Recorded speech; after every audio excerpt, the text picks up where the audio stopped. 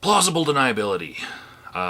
Many of you know exactly what it is, but for those of you who don't, it's basically the concept that you cannot connect the actions of a supporter or member of somebody's administration or campaign to the person at the top, because there are many levels of bureaucracy, and then people aren't directly communicating, and so the people who are actually doing an action that you find distasteful might not be acting under the whim of the person at the top. And that little bit of doubt should keep you from accusing the person at the top from knowing what every little minion that he has is doing. Now, we saw a really good example of this last month when I accused Mitt Romney's campaign of passing out fake slates at the State Assembly of Colorado in order to get votes funneled from certain interests and other candidates to Mitt Romney's delegates. And it worked out pretty nicely for him. He fooled a lot of people with basically access to a 24-hour Kinko's and a lot of money. But today we go down plausible deniability lane and we see something really disgusting. Now, at 4:30 p.m. yesterday, the grassroots organizer for Rick Santorum in Colorado, her name is Jennifer WarHawk, basically the only Rick Santorum supporter organizer left here in this state. She's still putting out emails in support of him, trying to drum up support. Her group was signing up delegates for emails, for an email list at every assembly here in Colorado, be it the county, congressional, or state level. So I signed up for the email list to see what kind of things that they are disseminating to their delegates. And 4:30 p.m. yesterday, an email comes out called Santorum's Meeting with Romney and Campaign Debt. And in it she detailed how Rick Santorum, the true fiscal conservative that he is, he will not endorse anyone until his campaign debt is paid off. Now, I don't really understand the connection between the campaign debt and the ability to endorse anyone. I think, it's basically just saying to every other campaign out there that my delegates are for sale because I have this giant debt that I have to pay off. But he's got $2 million in debt, and so he's not going to endorse Mitt Romney just yet. Or anyone. But probably Mitt Romney, because he's the only one with $2 million that could absorb somebody's campaign debt and then take all their delegates at this point. Now, that alone is not really disgusting, and I really disagree with her about the whole fiscal conservative thing, because I don't think a fiscal conservative would have spent himself into debt in order to prop up a losing strategy to the tune of $2 million.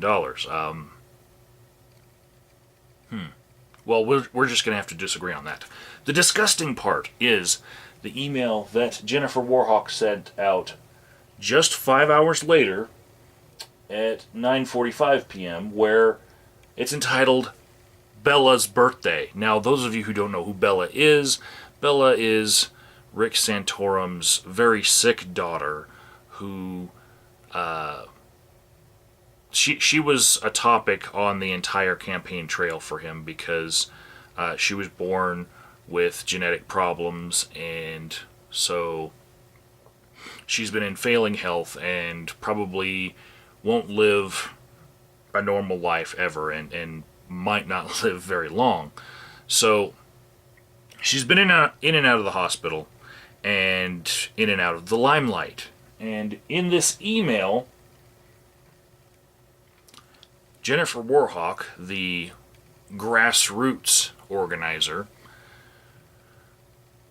she's asking people to give money to Rick Santorum's campaign because his daughter's birthday is coming up on May 13th.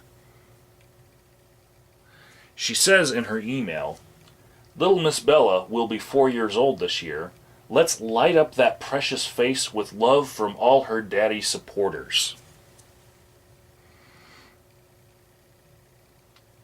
Now, Rick Santorum himself has been really great about not blaming pulling out of his presidential bid on his daughter. He's actually said publicly that it had more to do with the campaign debt and not being able to finance properly his run in other states. So there's a level of plausible deniability here.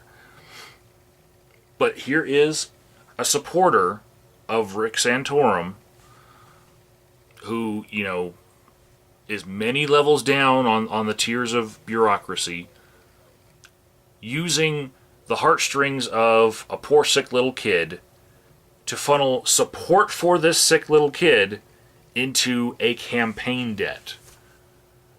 She's not asking people to send teddy bears. She's asking people to send money in a card and then put a little note on the check that says, "In Bella's honor."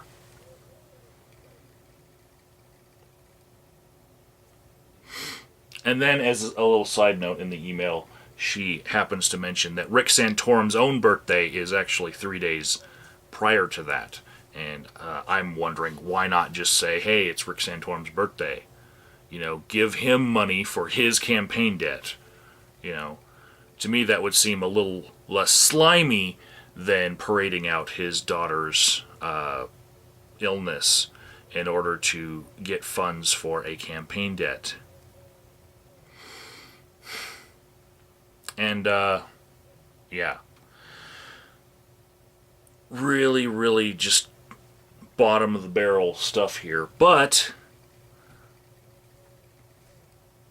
Rick Santorum can plausibly deny this.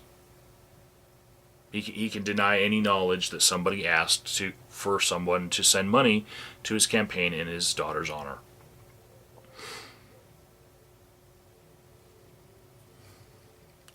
If you want to read the emails for yourself, I'm going to cut and paste them and put them in the description box. Also, I'll put a link to Jason with a D's channel. He's stopped asking for donations, to my knowledge, for sending his kid to Hogwarts.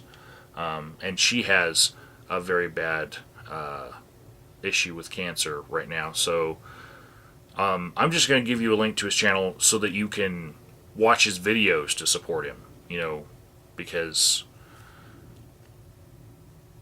I know that he could probably plausibly deny me saying that you should go donate somewhere and all that. I'm not trying to be slimy like Rick Santorum. I'm saying watch his videos and leave him some warm comments. Man, this is just... And we still have months and months of this to go. Months and months.